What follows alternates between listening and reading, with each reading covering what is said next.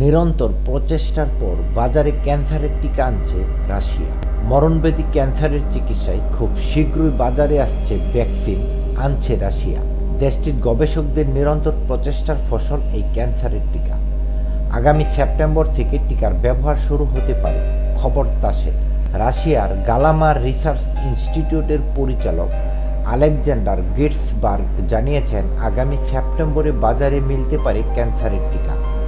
গিটসবার্গ বলেন, চিকিৎসা ক্ষেত্রে এই টিকার ব্যবহার সংক্রান্ত অনুমোদনের জন্য আমরা ইতিমধ্যে স্বাস্থ্য মন্ত্রণালয়ে আবেদন করেছি। আগামী আগস্টের শেষ নাগাদ সম্ভবত অনুমোদন দেওয়া হতে পারে বলে আমরা আভাস পেয়েছি। মন্ত্রণালয় অনুমোদন দিলে আগামী সেপ্টেম্বরে এই টিকার ব্যবহার শুরু সম্ভব হবে।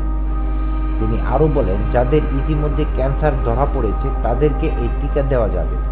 টিকার মূল ওষুধ মানবদেহে প্রবেশের পর সেটি অল্প সময়ের মধ্যেই রোগ প্রতিরোধ ব্যবস্থাকে বিশেষভাবে প্রশিক্ষিত করে তোলে।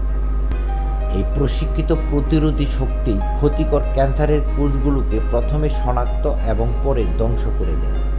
তিনি আরও জানিয়েছেন, চলতি বছর আরও কয়েকটি ক্যান্সারের ওষুধ এবং টিকা বাজারে আসার সম্ভাবনা রয়েছে, কারণ রাশিয়ার অনেক সরকারি বেসরকারি কোম্পানি এখনও এ সংক্রান্ত গবেষণার দিকে ঝুঁকছে।